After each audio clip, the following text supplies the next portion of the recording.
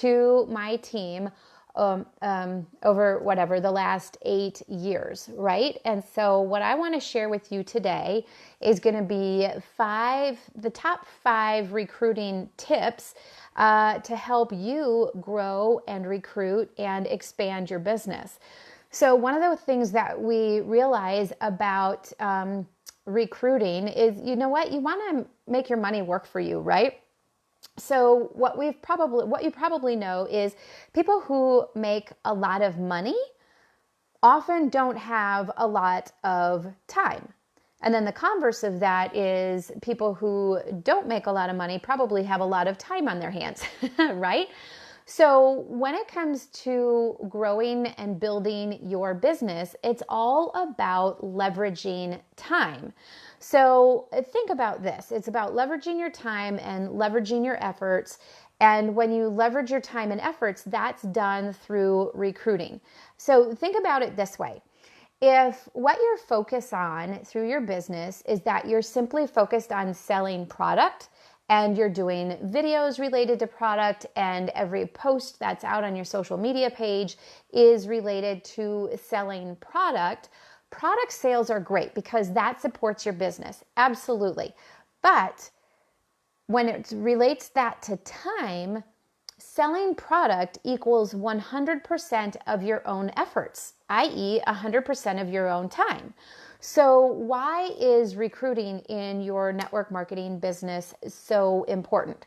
Because by building a team, you can actually leverage hundreds of people's efforts. So imagine this. I think most people, and myself included, when I started my business, I had a full-time job plus kids and very full schedules, right? And so what that led to is I only had, 5 to 10 hours a week in order to put towards my business. So now imagine as you grow a team and as you recruit and you help other people to be successful, now you're able to leverage their time, leveraging their 10 hours a week and another 10 hours a week and another 10 hours a week. So when you're recruiting and you're adding people to your business, instead of just your 10 hours a week that you might be focused on the product aspect, by recruiting, you have 10 people on your team, 10 times everybody's 10 hours. Now you have 100 people. Now you have 100 hours of effort towards your business. And so really recruiting is the bottom line to growing and building your business. And so I want to provide you with, like I said, the top 5 tips on growing and recruiting. So tip number 1, here it is. And I'm sorry that these keep kind of falling out of my ear today. People don't buy what, let me try that again. People don't buy what you are doing. They buy why you're doing it. I'll say that one more time. People don't buy what it is that you're doing. They buy why you're doing it. So when you're sharing about your business, it's obviously important to share why behind it. So I don't know if any of you have ever read Simon Sinek. It all starts with why, but he gives this really awesome example as it relates to Apple. And I'm going to quote this because I'm going to read it because it's much easier. So one way of marketing it is to the marketing message from Apple could be if all they were, hey Justine, glad that you're hopping on. If you start with what it is that you're selling versus why you're selling it, it might sound like this. We make great computers. They're beautifully designed, simple to use, and user-friendly. Want to buy one? Okay, that's the what. But people want to know, thanks for the hearts. Appreciate that, okay? But the why is completely different. So when they rewrite how they communicate it, and it starts with the why, everything we do, we believe in challenging the status quo. We believe in thinking differently. The way we challenge the status quo is by making our products beautifully designed, simple to use, and user-friendly. And we happen to build computers or make great computers. Want to buy one? So there's just a very different tone when it comes to sharing and starting with the why versus the what.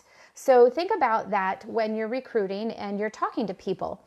Why did I start my particular business? Well, honestly, we needed a college fund for my kids. We needed a retirement fund that we hadn't put money into in 8 years.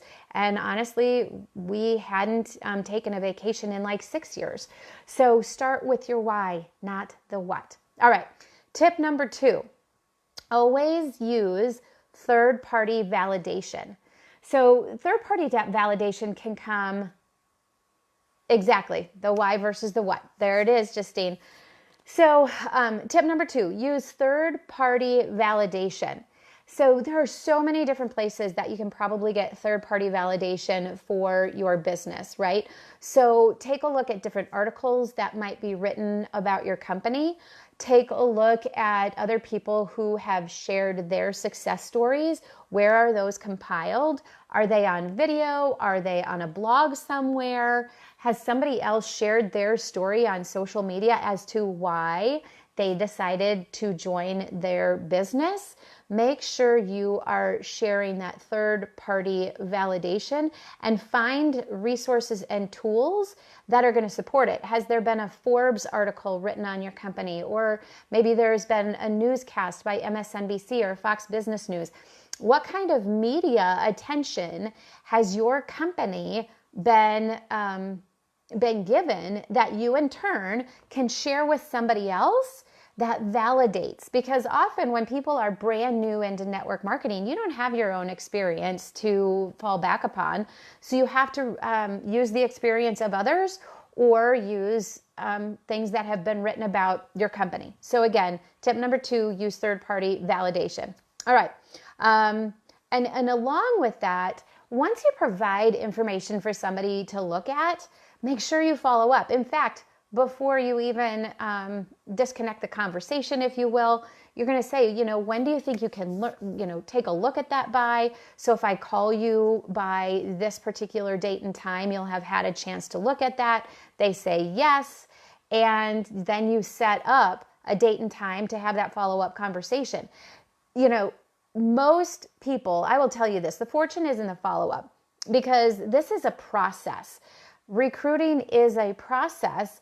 People are rarely going to buy from you or join you in business in the very first conversation that you have. So don't have that as your expectation, right? Don't expect just because you've shared what you're doing that people will be like, "Ooh, yeah, I am ready to go." It is the third-party validation. It is that follow-up. And often it's people who are going to need 8 to 12 exposures to what it is that you're doing, or 8 to 12 interactions with you. So one of the things that I can say is if somebody hasn't said yes, okay, in that first 5 times that you've connected with them or shared with them, the follow-up doesn't have to be about your company or what it is you're buying, or they're looking into what they're going to buy or them joining you. Maybe it's you simply are saying, "Hey, happy birthday, I was thinking about you today." And that one touch will bring you front of mind, right? But 8 to 12 exposures or connections with you, but not every single one of those 8 to 12 should be about the business. All right? Be a human, be kind, build a relationship. All right. So tip number 3, your net work is your net worth. All right, I'm going to say that again. Your net work is your net worth. So think about who it is that you are connected to. And who you're connected to is a direct correlation to your bottom line and your income, right?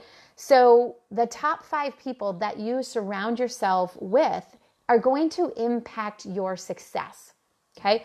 So who are you connected to on social media? Is it random friends of friends? Is it family who you've already shared this with? Or are you connecting with people who are looking for the product and the service that you offer, okay? So where are these people hanging out? If you offer a weight loss product, where are people hanging out who are looking for weight loss ideas or recipes or exercise and fitness programs? Where are they hanging out? Go to those Facebook pages, go to those groups, connect with them because they're looking for the solution that you have, okay? What about if you're into skincare or makeup?